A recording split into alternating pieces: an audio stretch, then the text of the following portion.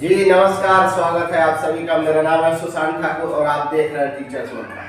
CDP expert series के आज के सेशन में हम लोग डिस्कस करने वाले हैं psycho social theory of development. Erik Erikson एक व्यक्ति थे, German American psychologist, developmental psychologist तथा साइको एनालिस्ट भी थे। उन्होंने एक थ्योरी दिया हुआ था psycho social theory of development, अर्थात मनोसामाजिक विकास का सिद्धांत। ये डेवलपमेंट की थ्योरी है या सोशलाइजेशन की थ्योरी आप कह सकते हैं। इन्होंने ओवरऑल इस थ्योरी के माध्यम से बात किया है कि कैसे जो है एक व्यक्ति है उसके सेल्फ आइडेंटिटी को क्रिएट करने में जो अपनी पर्सनल जो पहचान है या आत्म पहचान जो है उस सेल्फ के कॉन्सेप्ट को क्रिएट करने में कैसे एक सोसाइटी, एक कल्चर, आपका इमोशन, हर एक चीज कैसे आपको इफेक्ट करती है या इन्फ्लुएंस करती है, जिससे आपका एक टोटल पर्सनालिटी डेवलपमेंट होता है। उसी के ऊपर बेसिकली इन्होंने बात किया है कि मन और समाज के दोनों को इंटरेक्शन से क्या पर्सनालिटी डेवलपमेंट होते हैं और जीवन के हर एक स्टेज को इन्होंने डिफाइन किया है। इनके अनुसार जीवन के 8 स्टेज हैं, टोटल लाइफ के 8 स्टेज हैं और इस 8 स्टेज में अलग अलग क्राइसिस है और इस क्राइसिस से अलग अलग कुछ वर्च्यू निकल के आते हैं जो गुण है। अगर उस क्राइसिस को आप प्रॉपर डील कर पाते हैं, सॉल्व कर पाते हैं, एकोमोडेट कर पाते हैं तो आप में एक वर्च्यू, एक गुण डेवलप होगा। अगर आप उस संकट से या उस क्राइसिस को या जो चैलेंजिंग है उसको अगर आप प्रॉपर डील नहीं कर पाते हैं तो कहीं ना कहीं आप में ये साइकोसोशल क्राइसिस या एक तरीके से निगेटिविटी आ जाएगी। ओवरऑल बात करेंगे इस थ्योरी के माध्यम से, थोड़ा सा इनके बारे में जान लेते हैं। ये एक डेवलपमेंटल साइकोलॉजिस्ट है तथा एक साइको एनालिस्ट, एक मनोविश्लेषक वाद थे, या आप कह सकते हैं कि जो एक psycho analysis school of thought है या स्कूल ऑफ साइकोलॉजी है, वहां से ये बिलोंग करते थे। एक जर्मन अमेरिकन साइकोलॉजिस्ट, यानी जर्मनी में इनका जन्म हुआ और ये मूल निवासी आपके अमेरिका थे। 1902 में इनका जन्म हुआ था और 1994 में इनकी डेथ हो गई थी। ओवरऑल जो इनकी कहानी है ये मन और समाज के ऊपर इन्होंने बात किया है बेसिकली कि कैसे जो है एक व्यक्ति, यानी एक बच्चा या एक एडोलेसेंस या किशोरावस्था के जो बच्चे हैं या जो लोग हैं वो कैसे अपने पर्सनल आइडेंटिटी है या सेल्फ आइडेंटिटी है उसको कैसे क्रिएट करते हैं, तथा जो समाज है या परिवार है उस सेल्फ आइडेंटिटी को या आत्म पहचान को बनाने में कैसे आपकी मदद करता है। या जब बच्चा चाइल्डहुड में या एडोलेसेंस में होता है तो इन सोसाइटी का, फैमिली का और आपके जो इंटरनली जो कुछ चल रहे होते हैं उन दोनों के इंटरेक्शन से ओवरऑल आपके पर्सनालिटी डेवलपमेंट पे क्या असर पड़ता है। इस सिद्धांत में इन्होंने पर्सनल डेवलपमेंट को लिया है, आपके इमोशनल डेवलपमेंट को लिया है, कल्चरल डेवलपमेंट को शामिल किया हुआ है, सोशल डेवलपमेंट को शामिल किया है। इन सभी को शामिल करने के कारण इस जो थ्योरी है या जो थ्योरी है इसका नाम साइको सोशल अर्थात मनोसामाजिक विकास का सिद्धांत ये दिया हुआ है। ये साइको सोशल थ्योरी में आपके टोटल 8 स्टेज है, हर एक स्टेज में कुछ प्रॉपर आपके चैलेंजिंग है या साइको सोशल क्राइसिस है, उससे कुछ अगर आप उस क्राइसिस को या आप उस प्रॉब्लम को अगर प्रॉपर डील कर पाते हैं तो आप कुछ वर्च्यू डेवलप करते हैं। अगर आप नहीं कर पाते हैं तो फिर आप कहीं ना कहीं एक निगेटिविटी एस्पेक्ट में आएंगे। और इनका कहना है कि हर एक स्टेज का इन्फ्लुएंस आपके नेक्स्ट स्टेज पे पड़ेगा। अगर एक स्टेज में आपने अगर वो वर्च्यू गेन नहीं किया या गुण आपने डेवलप नहीं हुआ तो वो जो नकारात्मक प्रभाव है आपके नेक्स्ट स्टेज में भी देखने को मिलेगा। तो अब कहानी को शुरू करते हैं। इतना ही इंट्रोडक्शन इनके बारे में काफी है। अब कहानी को थोड़ा शुरू कर लेते हैं और पहले स्टेज की बात कर लेते हैं। इन्होंने 8 स्टेज की बात की है। इस थ्योरी को लाइफ स्टाइल डेवलपमेंट थ्योरी कहा जाता है क्योंकि इन्होंने पूरे जीवन को 8 स्टेज में या 8 चरणों में विभाजित कर दिया है और उन 8 चरणों में अलग अलग चैलेंजिंग है। अगर उन चैलेंजों को आप डील करते हैं तो अलग अलग वर्च्यू, अलग अलग गुण आप में डेवलप होगा। ये पहला जो इसका जो स्टेज है ये आपका है, ये साइको सोशल क्राइसिस आप कह सकते हैं या चैलेंज। ये एक प्रकार की चुनौती है जिसको अगर आप प्रॉपर डील कर पाते हैं तो आप में वर्च्यू डेवलप होगी। तो पहला है आपका trust versus mistrust. Trust versus mistrust, इसको विश्वास बनाम अविश्वास बोलते हैं। ये जो एज है ये आपका 0 से 1.5 वर्ष की उम्र है या अवस्था है। अब हम बात कर लेते हैं ये ट्रस्ट क्या है। ये वर्सेस का मतलब है बनाम। ये दोनों के बीच में एक प्रकार से जंग है, एक प्रकार की लड़ाई है, क्राइसिस है। अगर बचपन में इन टाइम पीरियड में जो 0 से 1.5 वर्ष के बीच का बच्चा है, या कहीं कहीं आपको 2 वर्ष में मिल जाए, तो लेकिन जो ओवरऑल 0 से 1.5 वर्ष इसकी सच्चाई है जो इन्होंने इस वीडियो में बात की है। इस उम्र का जो बच्चा है उसको अगर अपने पेरेंट्स से, अपने पीयर से, अपने फैमिली के लोगों से, अपने नेबर से अगर सही प्यार मिलता है, सही स्नेह मिलता है, सही केयर मिलता है, यानी इस उम्र के बच्चे को क्या चाहिए होता है? लव चाहिए है, प्यार है, वामित है, आपकी ब्रेस्ट फीडिंग है, जो दुग्धपान है या मां का दूध जो बच्चा पीता है, तो ब्रेस्ट फीडिंग है। अगर ये टाइम से मिलता है, अच्छे से प्यार, अच्छे से लोग गोद में लेके देखते बच्चे को, जो बात करते हैं, जो स्नेह, जो प्यार जो ट्रांसफर होता है, अगर अच्छे से मिलता है, वो हमें उस बच्चे की अच्छे से केयर की जाती है, उस बच्चे को टाइम से ब्रेस्ट फीडिंग, दूधपान, जो मां का दूधपान है वो अगर टाइम से मिलता है, इन सब चीजों को अगर आप टाइम टू टाइम करते हैं या बच्चों की आवश्यकता के अनुसार करते हैं, तो बच्चे में ट्रस्ट की भावना जनरेट होगी। तब बच्चा जो है वो आगे आने वाले लाइफ में या जब वो एडल्ट होगा तो उसको वो विश्वास, एक तरीके से ट्रस्ट जनरेट कर पाएगा लोगों पे, धर्म पे, रिलीजन पे, फैमिली पे।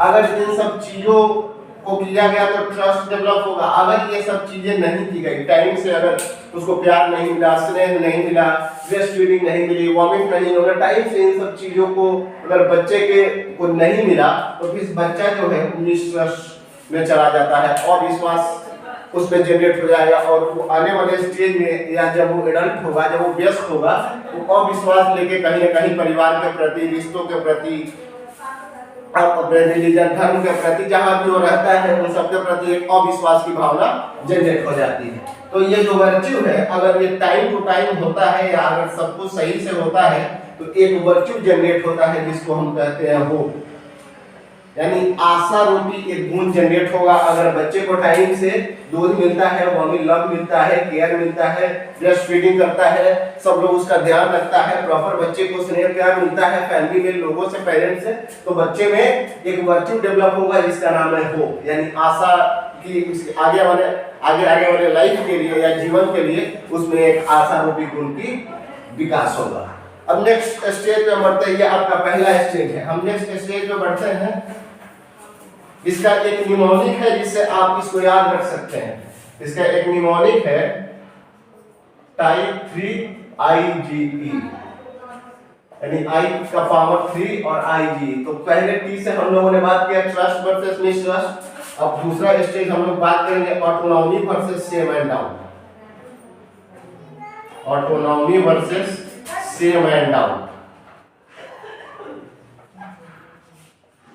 यानी स्वायत्ता बनाम शर्म और संदेह की अवस्था आप कह सकते हैं। ये आपका टाइम पीरियड है 1.5 वर्ष से लेकर 3 वर्ष तक। इस उम्र के बच्चा को अगर प्रॉपर टॉयलेट ट्रेनिंग किया गया, बच्चा जो है इस उम्र में चाहता है कि वो कुछ स्वायत्त बने, अपने टॉयलेट ट्रेनिंग को वो खुद कर पाए, अपने कपड़ों को वो बदल पाए, जो गंदे कपड़े हैं, जो चीजें हैं, उसको वो खुद करने की, स्वतंत्र रूप से करने की कोशिश करता है। तो एज ए पेरेंट्स अगर आप बच्चे की छोटी छोटी गलतियों को गुना करके या छोड़ करके अगर आप कुछ चीजें उसे करने देते हैं, या प्रॉपर अपनी जो कुछ क्रियाएं हैं वो अगर बच्चा कर लेता है, यानी ऑटोनॉमी जो स्वायत्ता है अगर वो अपने आप में अगर विकसित कर लेता है, अगर आप पेरेंट्स के रूप में उसको ये स्वतंत्रता देते हैं, बच्चे को करने देते हैं, अगर थोड़ा बहुत गलती भी हो जाती है तो आप मैनेज करते हैं, लेकिन बच्चे को आप कुछ उसकी चीजें हैं, इसमें आपकी प्रॉपर जो है टॉयलेट ट्रेनिंग आ जाती है। जो ये टॉयलेट ट्रेनिंग है, बच्चा सुसु पोटी वगैरह करता है, अगर वो स्वतंत्र रूप से खुद इन चीजों को, क्रियाओं को कर पाता है, फिर वो ऑटोनॉमी जो है वो स्वायत्त महसूस करता है। अगर इन सब चीजों को वो सही से नहीं कर पाता है या टॉयलेट ट्रेनिंग को खुद से नहीं कर पाता है, तो फिर सेम एंड डाउट में अर्थात शर्म और संदेह में, लज्जा का भावना उसके अंदर विकसित होगा, जो आपको आगे आने वाले नेक्स्ट स्टेज में या जब बच्चा एडल्टहुड में जाएगा, व्यस्तावस्था में जाएगा, उस टाइम में सेम जो शर्म और संदेह है ये उसकी चीजें विकसित होगी, जो नकारात्मक चीजें पैदा करेगी। तो अगर ये सब चीजें टाइम से होती है, अगर टॉयलेट ट्रेनिंग अच्छे से कर पाता है, अपने चीजों को, अपने क्रियाओं को लेके वो स्वायत्त है, फ्रीडम है, तो फिर इसमें गुण जनरेट होता है। इस जो एक प्रकार का जो वर्च्यू है, हर एक स्टेज में कुछ ना कुछ आप में वर्च्यू है। इसमें एक वर्च्यू जनरेट होगा जिसे विल कहते हैं, यानी विल पावर जनरेट होगी, यानी एक प्रकार की इच्छा शक्ति जो आगे आने वाले लाइफ के लिए, जीवन के लिए एक प्रकार की इच्छा शक्ति होगी। बच्चा इंडिपेंडेंट बनेगा और उसको लगेगा कि मैं कुछ चीजें कर सकता हूँ, बना सकता हूँ, अपनी काम, अपना ध्यान मैं खुद रख सकता हूँ। आगे आने वाले लाइफ के लिए या नेक्स्ट स्टेज के लिए बच्चे में विल पावर जनरेट होगी। ये आपका सेकेंड स्टेज है, autonomy versus self and doubt, जिसकी टाइम पीरियड है 1.5 वर्ष से लेकर 3 वर्ष तक। अगर ये प्रॉपर चीजें हुई, बच्चा स्वायत्त फील किया, ऑटोनॉमस फील किया, फ्रीडम फील किया, तो बच्चे में एक वर्च्यू, एक गुण डेवलप होगा जिसका नाम है विल पावर अर्थात इच्छा शक्ति। अब हम नेक्स्ट स्टेज पे बात कर लेते हैं। जो हमारा नेक्स्ट स्टेज है psycho social theory of development का तीसरा स्टेज है, वो है आपका इनिशिएटिव वर्सेस गिल्ट। आप यहाँ आई से ये जो तीसरा है वो है आपका इनिशिएटिव वर्सेस गिल्ट।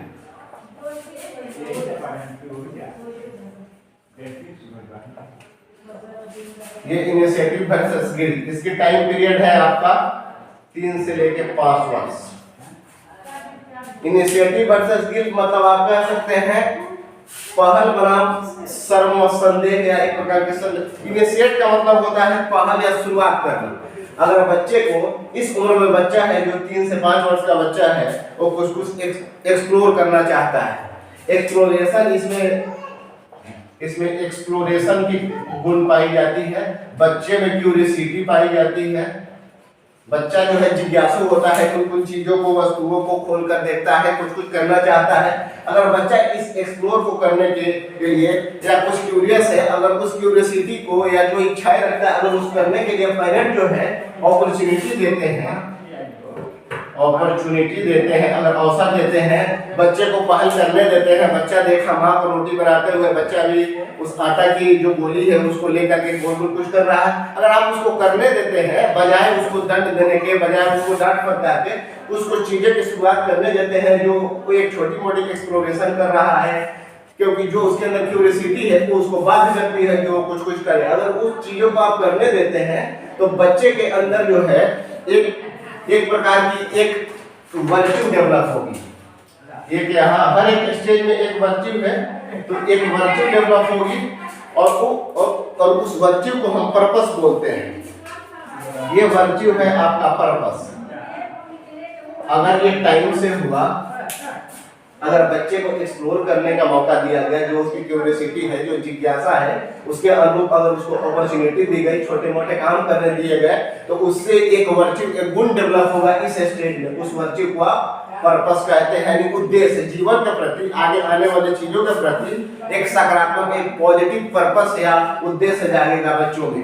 तो एज ए पेरेंट्स आप बच्चे को, इस स्टेज के बच्चे को कुछ एक्सप्लोर करने का मौका दें, अपने क्यूरियोसिटी को शांत करने का, या जो चीजें वो छोटी मोटी करना चाहता है, थोड़ी बहुत गलतियों को, एरर को भी आप नजरअंदाज करें, लेकिन कुछ चीजें आप करने दें ताकि बच्चा जो है शुरुआत कर सके अपने जीवन का, तथा जो क्यूरियोसिटी है, जो अंदर से जो इंटरनल जो क्यूरियोसिटी है, जो आंतरिक जिज्ञासा है, उसको कहीं ना कहीं एक्सप्लोर कर सके, या उसको कहीं ना कहीं वो शांत कर सके कुछ वस्तुएं या कुछ एक्टिविटी के थ्रू।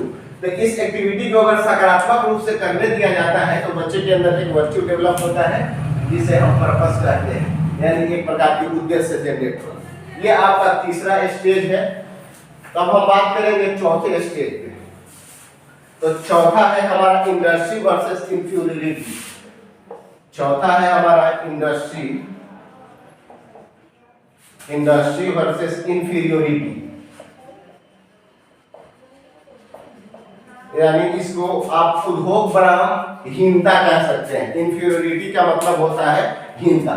इंडस्ट्री वर्सेस ये बनाम आपका इंफीरियोरिटी।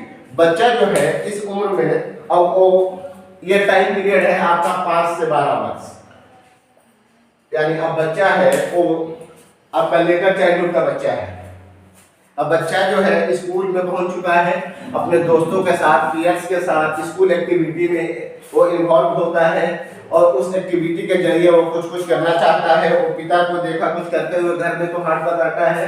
तो कहीं ना कहीं एक प्रकार की इंडस्ट्री, एक प्रकार की श्रम जो है, वो परिश्रम जो है, चाहे वो मेंटल लेवल और फिजिकल लेवल हो, थोड़ा थोड़ा वो करना शुरू कर देता है। अगर उन सब चीज़ों को प्रॉपर उसको एक रिस्पॉन्सिबिलिटी के थ्रू करने दिया जाता है, ये जो आपका जो एक्टिविटी है, जो स्कूल एक्टिविटी हो, ये स्कूल एक्टिविटी हो या फैमिली एक्टिविटी हो, आपके फैमिली में जो एक्टिविटी है, जो काम है छोटे मोटे, अगर उसको करने दिए जाते हैं, कुछ रिस्पॉन्सिबिलिटी दिया जाता है, या उस बच्चे को ये मालूम हो कि कुछ कुछ रिस्पॉन्सिबिलिटी है, कुछ कुछ काम है जिसमें आपको इन्वॉल्व रहना है, या लाइफ के लिए या जीवन को या ओवरऑल बेहतरी के लिए आपको कुछ कुछ करना है, अगर ये सब चीज आप अगर करने देते हैं, बच्चे को स्कूल एक्टिविटी में इन्वॉल्व होने देते हैं, जो फैमिली एक्टिविटी है, जो घर में जो कोई छोटे मोटे काम है उसमें अगर आप इन्वॉल्व होने देते हैं, तो बच्चे में जो है एक प्रकार की वर्च्यू जो गुण है वो डेवलप होती है, जिसको कॉम्पिटेंस बोलते हैं।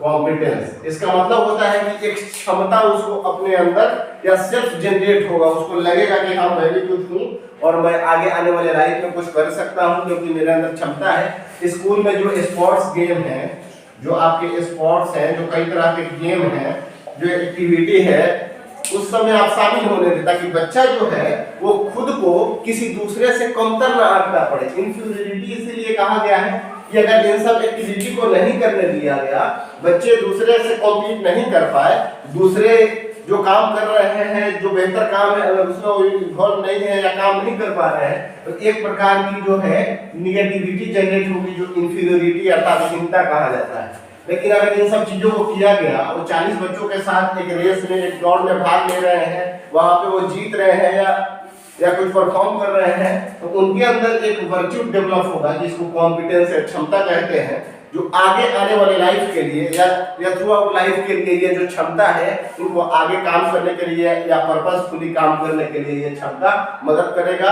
इनको अपने आप में लगेगा कि मैं कुछ हूँ और मैं कुछ बेहतर लाइफ में कर सकता हूँ, मेरा जीवन जो मिला है ये इन क्षमताओं से भरपूर मिला है और मैं इन क्षमताओं का प्रयोग करके बेहतर अर्जित कर सकता हूँ या लाइफ में कुछ बेहतर कर सकता हूँ। एक प्रकार की कॉन्फिडेंस जनरेट होगी आपको, अगर स्कूल एक्टिविटी में, फैमिली एक्टिविटी में, छोटे मोटे काम में आप बच्चे को इन्वॉल्व होने देते हैं। अगर नहीं होने देते हैं, इन सब चीजों की मौका नहीं देते हैं, तो बच्चा जो थ्रू आउट लाइफ है वो इंफीरियरिटी में रहता है, हीनता महसूस करता है, जीवन पर दूसरों से कमतर आंकता रहेगा। ये आपका चौथा स्टेज है। पांचवा स्टेज में बढ़ते हैं, जिसके लिए एरिक एरिक्सन जो है वो जाने जाते हैं। आइडेंटिटी क्राइसिस की उम्र बोलते हैं इसको। ये पांचवा जो स्टेज है ये आपका है identity versus role confusion. Identity versus role confusion, ये आपकी एडोलेसेंस की स्टेज है, 12 से 18 वर्ष की ये स्टेज है।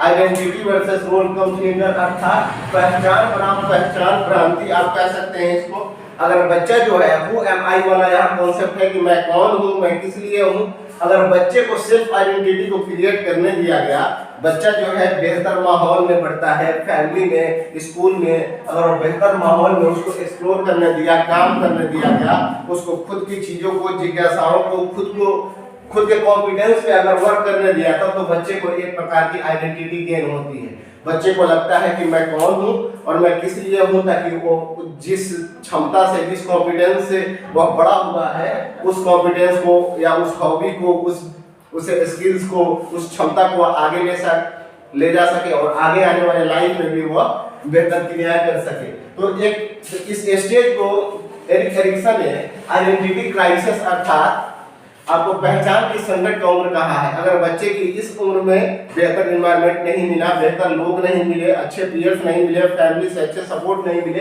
तो बच्चा जो है थ्रू आउट लाइफ अपने कॉन्फिडेंस पे, अपनी क्षमताओं पे शक करता फिरेगा और बच्चे को ये नहीं लगेगा कि मैं हूँ कौन, मेरा पर्पस क्या है, मेरा लाइफ का गोल क्या है। इन सब चीजों से वो कहीं ना कहीं भटक जाएगा, दूर हो जाएगा।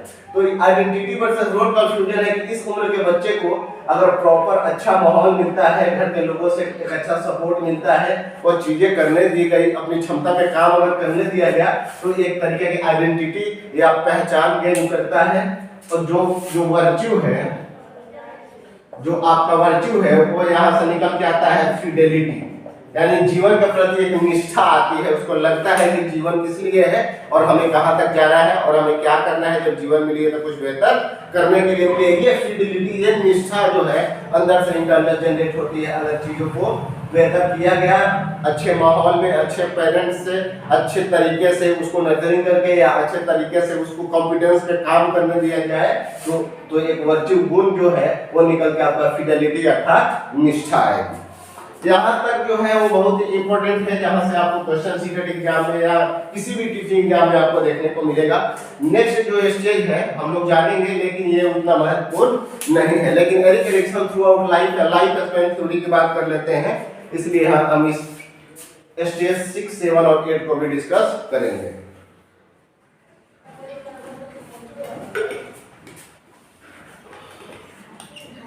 आपका छठा स्टेज है intimacy versus isolation. Intimacy versus isolation, intimacy versus isolation. ये जो आपका टाइम पीरियड है ये आपका 18 से 40 वर्ष है। इसमें भी एक वर्च्यू, एक गुण डेवलप होगा जिसके ऊपर हम बात करेंगे। इंटीमेसी वर्सेस आइसोलेशन का मतलब है कि आप घनिष्ठता में, संबंध में, अगर आप अच्छे परिवार के साथ, अपने इस उम्र में लोगों की शादियां होती हैं, लोग परिवार बनाते हैं, घर बनाते हैं, माँ बाप, बच्चे, वाइफ, अगर इन सब लोगों के बीच अगर आप बढ़िया रिश्ता बना पाते हैं, सब लोगों के साथ अच्छे से एकोमोडेट कर पाते हैं, तब तो आप इंटीमेसी, एक घनिष्ठता, एक लगाव, एक संबंध आप फील करेंगे और तब आप एक बेहतर खुशहाल जिंदगी को आप लाएंगे या एक तरीके से आगे आने वाली पीढ़ियों के लिए या अपने लिए कुछ बेहतर करने की कोशिश करेंगे। और आप सबसे बड़ी चीज की आप खुश रहते हैं और इस लाइफ को एक बड़ा पर्पसफुली देखते हैं, उद्देश्यपूर्ण देखते हैं और आप अच्छे काम करते हैं। अगर इन सब चीजों को, इस घनिष्ठता को, इस संबंध को अगर आप बेहतर तरीके से नहीं कर पाए तो फिर आप आइसोलेशन में चले जाते हैं, आप में अलगाव वाला आ जाता है। सोशली जो आइसोलेटेड लोग हैं, जो समाज से खुद को अलग रख लेते हैं, फिर जो जिंदगी है वो कहीं ना कहीं ब्लैक हो जाता है, एक प्रकार का अंधकारमय हो जाता है। तो जरूरी है कि इस टाइम पीरियड में जो चीजें हैं जो आपको करनी है वो बैलेंस में करें, सही समायोजन तरीके से करें, अपने परिवार का निर्माण करें और बेहतर तरीके से संबंध एक दूसरे के साथ फॉर्म करें, ताकि आगे आने वाले लाइफ के लिए या इस उम्र में आप एक प्यार, एक लव, एक केयर आप फील कर पाए, जिनके लिए आप काम कर पाए। अगर ऐसा नहीं कर पाते हैं तो फिर आप आइसोलेशन में, अलगाव की स्थिति में चले जाएंगे। लेकिन अगर आप ऐसा कर पाते हैं, अगर आप में इंटीमेसी जनरेट हो जाती है तो एक वर्च्यू डेवलप होगी जिसको हम कहते हैं लव। ये प्यार है, एक प्रकार का स्नेह, एक प्रकार का प्यार, एक प्रकार की घनिष्ठता, एक प्रकार का लगाव आपसे, अपने परिवार से, बच्चों से, माँ बाप से, पत्नी से, वाइफ से, जो भी है आपके घर परिवार में, वो सबसे एक प्रकार की घनिष्ठता या लगाव फील होगी, जिसके थ्रू आप आगे आने वाले लाइफ को भी बेहतर करना चाहेंगे। तो जो वर्च्यू है यहाँ वो लव है, प्यार है, स्नेह है और निकल के आ रहा है। नेक्स्ट स्टेज पे हम बात कर लेते हैं। आपका नेक्स्ट स्टेज है जेनेरेटिविटी वर्सेस स्टैग्नेशन। हमारा 7वां है जेनेरेटिविटी वर्सेस स्टैग्नेशन।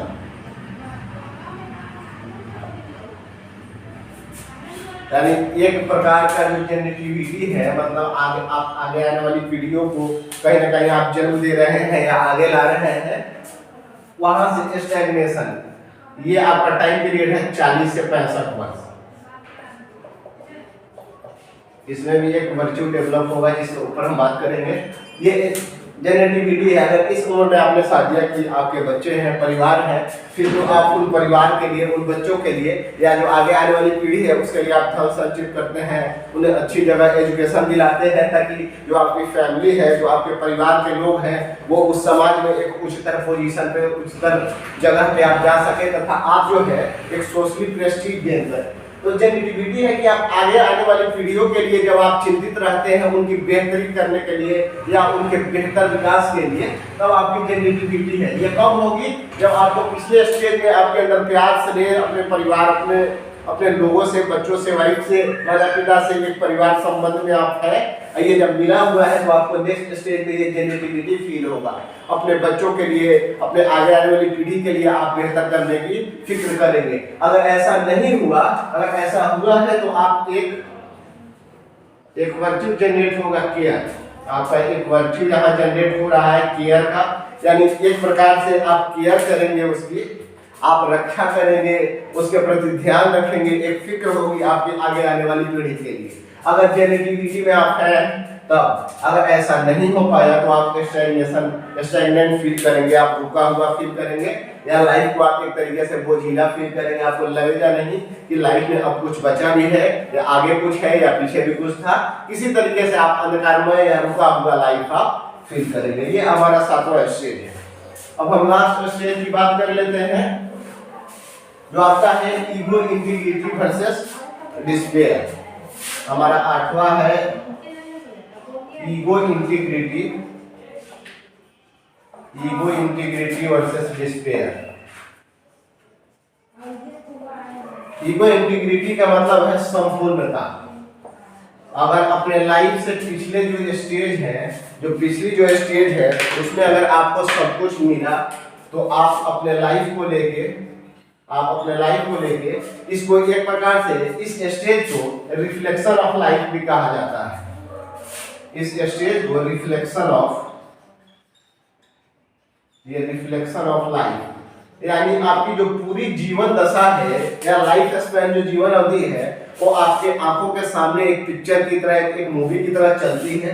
अगर आपने पीछे जो स्टेजेस हैं उनको अच्छे से जिया है, या जो उसके वर्च्यू है अगर वो अच्छे आपके साथ निकल के आए हैं, फिर तो आप जो है यहाँ ईगो इंटीग्रिटी फील करेंगे, यानी आप संपूर्णता फील करेंगे अपने लाइफ में, एक प्रकार की सेटिस्फेक्शन आप फील करेंगे, संतुष्टि फील करेंगे।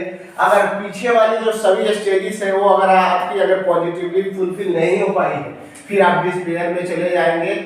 आपको लगेगा कि बहुत सारा जो लाइफ है वो बिल्कुल आधा अधूरा हो गया, और आप एक तरीके से डिस्पेयर में, अलगाव तरीके से, बड़ा विचलित तरीके से आप नजर आएंगे। जब आप रिफ्लेक्शन करेंगे तो एक पछतावा, एक अफसोस, एक लाइफ को लेके बहुत सारी जो चिंताएं हैं वो लास्ट टाइम भी आपके जीवन में आ जाएंगी। तो अगर इस उम्र में अगर सब कुछ पहले वाली स्टेज अच्छी होती है तो एक वर्च्यू जो है, एक गुण जो है वो आपका डेवलप होता है, एक वर्च्यू जिसको हम विजडम बोलते हैं।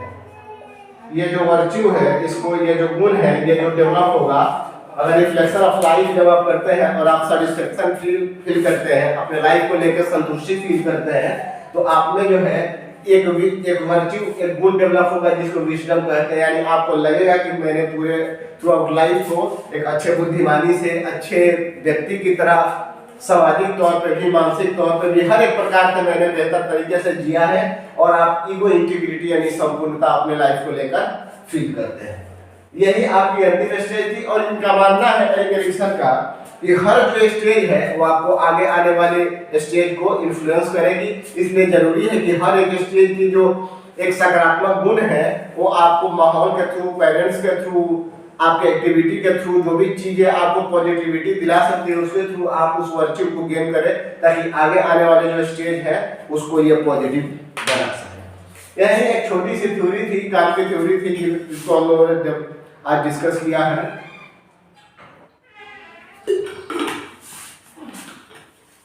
ये थ्योरी आपको कैसा लगा अपनी प्रतिक्रिया कमेंट बॉक्स में जरूर दें, और अगर आप चैनल पर नए हैं तो चैनल को सब्सक्राइब कर लें, बेल आइकन को प्रेस कर लें, ताकि वीडियो जब आए आप तक पहुंच जाए। मिलते हैं कल एक नए सेशन में एक नए टॉपिक के साथ। तब तक आप अपना ख्याल रखें, निरंतर पढ़ाई करते रहें। Goodbye and take care.